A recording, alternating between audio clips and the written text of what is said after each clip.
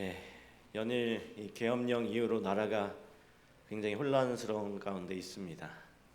그러나 우리는 어떤 누구의 잘잘못을 따져서 누구를 비난하기보다 하나님께서 역사를 어떻게 이끌어 나가시는지 잠잠히 기다리면서 있어야 할 것 같습니다. 오늘 그것이 그리스도인들의 참 모습인 것 같습니다. 사실 이 나라의 어떤 진보와 보수 진영이 건강하게 서로 견제하면서 해야 되는데 너무 양극화가 심해져서 이런 일들이 발생하는 것 같습니다. 정말 우리 나라도 하나로 화합될 수 있는, 서로가 서로를 정말 건강하게 견제하고 돕고 이끌어줄 수 있는 그런 나라가 될 수 있도록 우리 함께 기도하면서 이 혼란의 시기가 끝나도록 함께 기도하셨으면 좋겠습니다. 오늘 함께 말씀을 나눌 오늘 본문은요, 누가복음 10장 38절로 42절입니다. 누가복음 10장 38절로 42절입니다.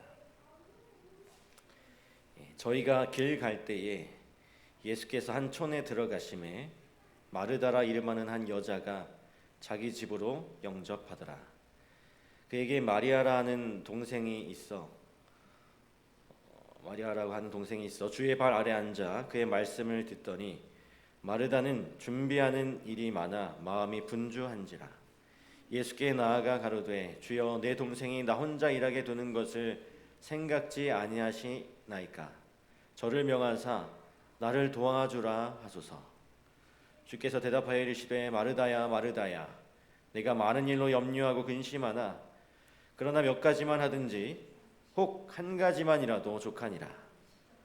마리아는 이 좋은 편을 택하였으니 빼앗기지 아니하리라 하시니라. 예수님께서 제자들과 함께 이제 베다니라고 하는 마을에 들어가셨습니다. 그 소식을 들었던 마르다는, 이 마르다라고 하는 여인이 예수님을 자신의 집으로 초청을 하죠. 이 마르다가 계획하고 예수님을 초청했을까요? 아마 아니었을 것입니다. 갑자기 소식을 듣고 초청을 했을 것입니다. 그렇다면 갑자기 초청을 한다고 하면 여러분 생각해 보시기 바랍니다. 갑자기 누군가, 생각지도 않다가 갑자기 누군가를 내 집에 초청한다고 하면 준비할 게 많을까요? 적을까요? 준비할 게 너무나 많겠죠. 청소도 해야 하고 음식 준비도 해야 하고 아주 많을 것입니다. 몇 명 정도가 그 당시에 이 마르다의 집에 들어갔을까요? 예수님과 제자들 적어도 13명 이상 들어갔겠죠. 당시에 이제 귀한 손님이 집에 오면 그 손님을 입맞춤으로 이제 환영했고요. 또 발을 씻겨주고 기분이 좋아지게 하는 어떤 향유를 발라주었습니다. 그런데 이 마르다의 집은 부유한 집이 아니었기 때문에 발을 씻어줄 종은 없었을 거예요. 그래서 이 마리아와 마르다가 13명 이상의 그 발을 씻을 물을 준비하고 발을 씻겨드렸을 것입니다. 이 발을 씻겨주는 것만 해도 참 많은 시간이 소요됐겠죠. 이제 빵도 굽고 이 생선도 굽고 이렇게 식사 준비를 합니다. 예수님과 제자들에게 풍성하고 아주 맛있는 식사를 대접하기 위해서 아주 정신없는 그런 상황입니다. 이 손이 10개라도 모자란 그런 상황에서 이 동생이었던 마리아는 예수님의 발 아래 앉아서 예수님의 말씀만 듣고 있죠. 우리가 너무나 잘 아는 이야기죠. 근데 밥 먹을 시간은 점점 다가오고 마음은 점점 급해지고 분주해집니다. 이 마르다의 마음이. 그래서 동생의 옆구리를 몇 번이나 찌르고 계속해서 눈치를 주는데도 마리아는 꿈쩍도 하지 않고 예수님의 발 아래서 예수님의 말씀만 듣는 거예요. 그래서 참다 못한 마르다가 예수님께 찾아가서 예수님 저 혼자 일하는 거 안 보이세요? 동생한테 좀 도와주라고 좀 이야기 좀 해주세요 라고 이야기하는 것입니다. 그러자 예수님께서 많은 일로 염려하고 근심하나 몇 가지만 하든지 한 가지만이라도 족하다. 마리아는 좋은 쪽을 택했으니 빼앗기지 않을 것이라고 말씀하시면서 이제 이야기가 끝이 납니다. 오늘 우리는 흔히 이 마리아와 같은 사람, 마르다와 같은 사람 이렇게 두 부류로 나누어서 이야기할 때가 있죠. 마리아 같은 사람은 말씀을 보기 위해, 듣기 위해 집중하는 사람이라고 생각하고, 또 분주하고 바쁘게 일을 열심히 하는 사람은 마르다 같은 사람이다라고 말을 합니다. 여러분, 만약에 세상의 사람들이 이 두 종류의 사람으로 나눈다고 한다면 여러분은 좀 어느 편에 속하는 사람에 속하실까요? 마르다. 우리 장로님은 마르다에 속한다고 합니다. 다른 분들은 어떻습니까? 마르다입니까? 마리아입니까? 마르다인가요? 집사님? 요즘 여러분의 삶이 어떻습니까? 굉장히 분주하고 바쁘시죠. 한가롭고 여유로운 분은 아마도 잘 없을 것 같아요. 이 세상에. 또 많은 일 때문에 염려와 근심으로 살아가고 계십니까? 아니면 염려와 근심이 없습니까? 마음도 바쁘고 분주하고 실제의 삶도 바쁘고 이렇게 염려도 많고 걱정도 많은 삶을 우리가 살아가고 있습니다. 오늘 본문에 나와 있는 마르다의 특징은 준비하는 일이 많아서 마음이 분주했고요. 또 많은 일로 염려하고 근심했습니다. 이 본문에 나와 있는 마르다의 특징과 오늘날 이 시대를 살아가는 우리의 삶과 특징이 너무나 비슷한 것 같아요. 바쁘고 분주한 삶을 살아가면서 또 많은 염려와 근심을 품고 사는 우리는 이 시대의 마르다들이라고 할 수 있습니다. 주님의 발 아래서 이 말씀을 들어야 하는데 그럴 여유가 별로 없어요. 편하게 쉬어야 하는데 그럴 여유가 없습니다. 오늘 이 시대를 살아가는 우리 모두가 다 바쁘고 분주한 이 시대의 마르다들인 것입니다. 오늘 여기 계신 대부분의 분들은 오늘의 본문의 이야기에 대해서 많은 설교를 듣거나 말씀을 들으셨을 거예요. 보통은 이 마리아와 마르다의 행동을 비교해서 마리아의 삶에 포커스를 맞추는 그런 말씀이 많았을 텐데요. 오늘은 이 마르다에 대해서만 좀 생각해 보려고 합니다.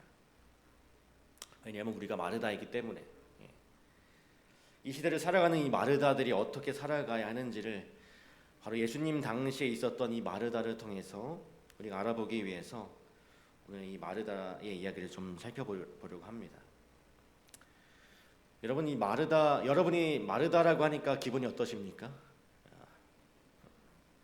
좀 안 좋습니까? 마리아와 대조되어서 마치 말씀보다 일에 더 좀 집중하는 사람처럼 보여져서 별로 좋지 않은 이미지가 있을 수 있습니다. 그러나 이 마르다의 장점이 많이 있고요. 또 마르다도 잘한 일도 있습니다. 그리고 배울 점도 있어요. 그 중에 이 마르다가 참으로 잘한 일은 바로 예수님을 초청한 것이었습니다. 마르다가 예수님을 초청했기 때문에 예수님께서 이 집에 오실 수 있었고, 또 동생 마리아도 예수님의 말씀을 들을 수 있게 되었죠. 이 시대의 마르다들이 해야 할 가장 중요한 일은 먼저 예수님을 초청하는 일입니다. 여러분의 마음에 예수님을 초청하고 계십니까? 여러분의 가정에 예수님을 초청하고 계십니까? 그 당시에도 지금도 또 수많은 가정이 있죠. 부유한 가정도 있고 행복한 가정도 있고 평화로운 가정. 그런데 그런 가정과 마르다의 가정의 차이는 바로 예수님이 계시는가 계시지 않는가입니다. 예수님이 계시는 가정이 진정으로 평화롭고 행복한 가정이 된다는 것을 우리는 너무나도 잘 압니다. 그리고 예수님이 계신 마음이 진정으로 안정감이 있고 풍요로운 마음이라고 하는 것이죠. 그런데 때로는 예수님이 계시는 가정이 이 마르다의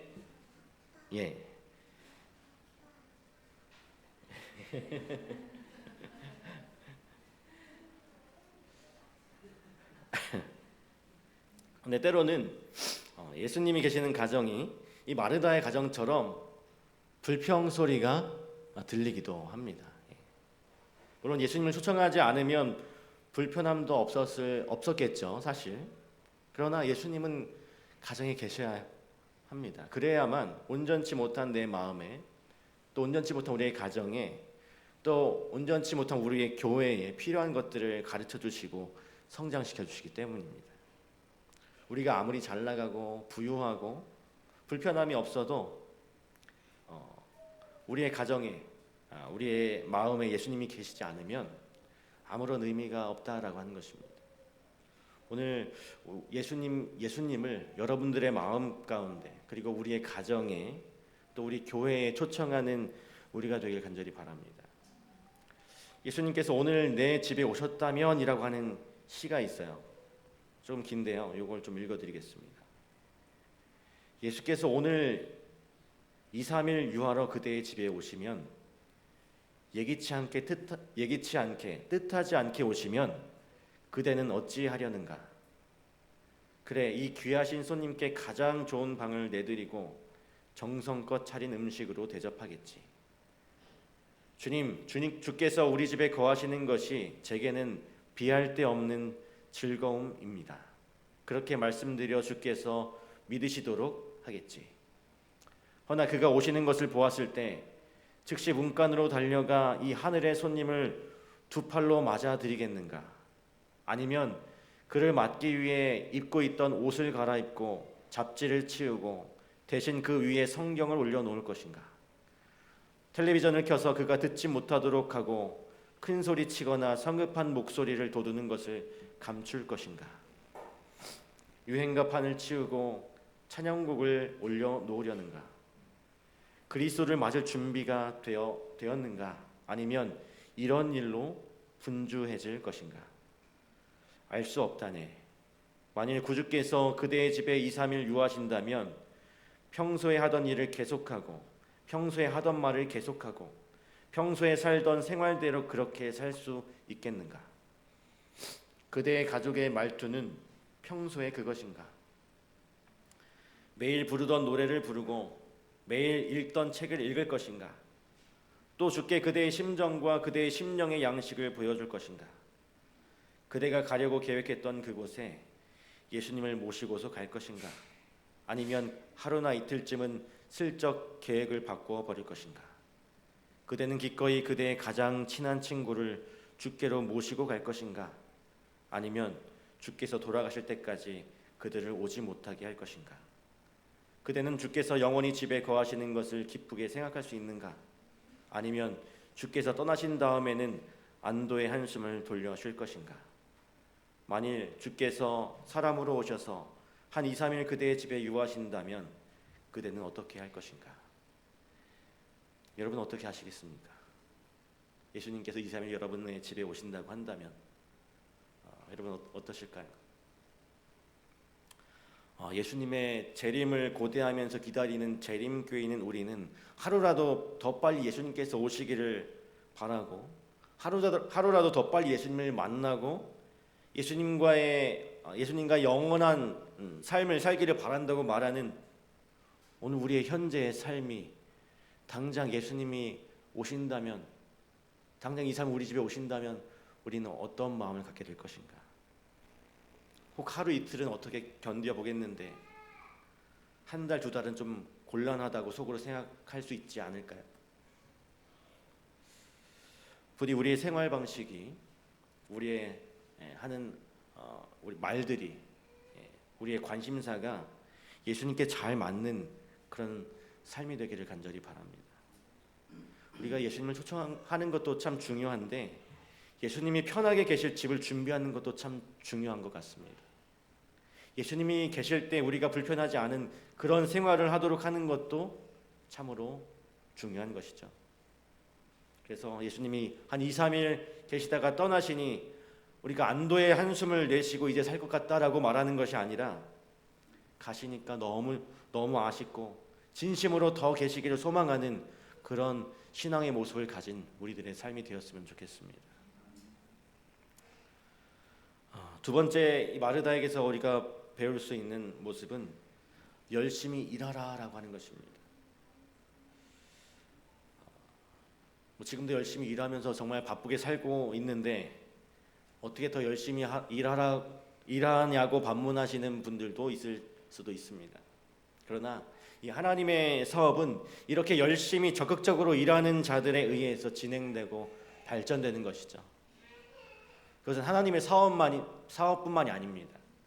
모든 사업, 모든 일에 열심히 적극적으로 임하는 이들에 의해서 그 사람이 속한 조직이 성장하고 유지되는 것입니다. 그런데 그 일을 우리가 열심히 하지만 열심히 일을 하면서 초청한 사람을 만족시켜야 합니다. 예수님이 초대받고 원하셨던 것이 무엇이었을까요? 그 마르다의 집에 초청을 받고 원하셨던 것이 무엇이었을까요? 맛있는 음식을 많이 드시고 싶으셨을까요? 예수님은 마르다가 그저 간단하게 준비하고 예수님의 발 아래서 함께 말씀을 듣기를 원하셨습니다. 그런데 마르다는 예수님께서 더 많은 것을 차려드리고 싶었던 것이었어요. 그렇지만 중요한 것은 초청자는 초청자 자신을 만족시키는 것이 아니라 초청한 사람을 만족시키기 위해 노력해야 하는 것이죠. 우리가 열심히 일해야 하지만 내가 만족하기 위해서, 내가 만족할 때까지 열심히 일하는 것이 아니라 예수님을 만족시켜 드리기 위해서 예수님이 만족하실 때까지 열심히 일하는 것입니다. 열심히 하되, 우리가 열심히 일을 하되 예수님의 뜻에 맞게 일하는 우리가 되었으면 정말 좋겠습니다. 그리고 주어진 일에만 집중하며 문제가 생길 때에는 예수님께 찾아가는 그래서 그 문제를 온전하게 해결하시는 저와 여러분이 되었으면 좋겠습니다. 이 시대의 마르다들에게 보내는 이 메시지 세 번째는 일을 하기 전에 먼저 예수님의 발 아래 나아가는 것입니다. 예수님께서 마리아에게 좋은 것을 택했으니 빼앗기지 않을 것이라고 말씀하셨습니다. 바로 이게 가장 중요한 것이죠. 하나님의 시간을 통해서 충전된 에너지로 봉사하고 일을 하라라고 하는 것입니다. 우리가 반드시 그렇게 해야 합니다. 그렇게 하지 않으면 부작용이 생기게 돼요. 하나님과 함께하는 그분을 우선시하는 자세가 우리에게 필요한 것입니다. 바로 이 주님의 발 아래는 예수님께서 계신 곳이죠. 예수님은 말씀하십니다. 그리고 말씀이 있는 곳에 예수님이 계십니다.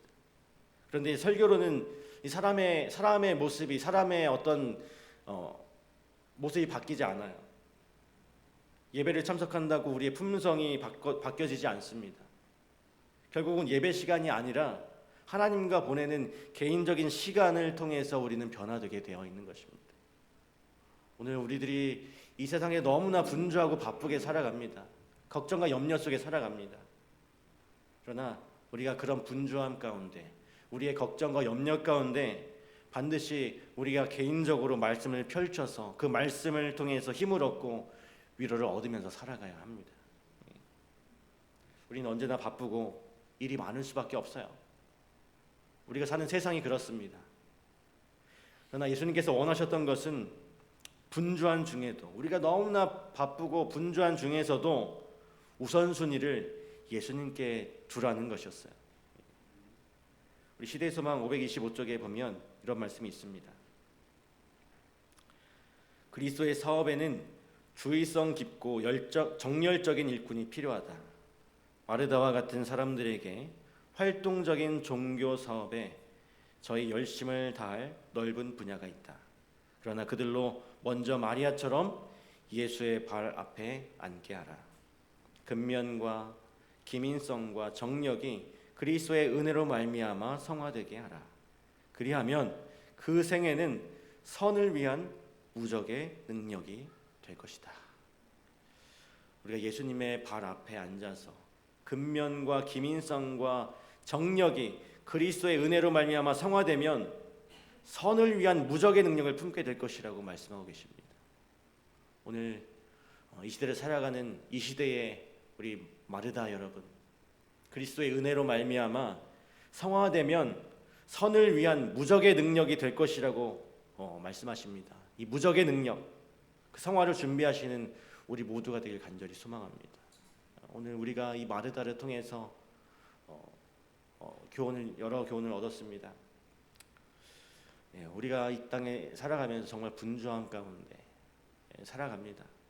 그러나 그 분주함 가운데서도 그 분주함에 휩쓸려서 그냥 그 일에 휩쓸려서 살아가는 것이 아니라 우리 하나님, 예수님께 최우선순위를 예수님께 두어서 우리가 무슨 일이 있든지 그것을 예수님 앞에 먼저 가져감으로 우리가 예수님을 가장 먼저 생각하는 그런 신앙인의 삶을 살아가게 되길 간절히 바랍니다. 그래서 정말 바빠서 염려가 많고 걱정이 많아서 불평하고 또 실망하고 쓰러지는 것이 아니라 예수님께로부터 얻는 그 능력과 용기를 통해서 여러분이 힘을 얻으시고 이 땅의 모든 문제들을 돌파하시고 이겨내면서 사시는 우리 모두가 되길 간절히 바라면서 말씀을 마치도록 하겠습니다. 우리 함께 개인 기도 시간 갖도록 하겠습니다. PPT가 없습니다. 장로님 안 넘기셔도 됩니다. 오늘 우리가 이 마르다와 같은 부지런함을 닮을 수 있도록, 그리고 우리의 마음이 언제나 예수님의 발 아래에 있는 이 마리아를 닮을 수 있도록 함께 기도하시고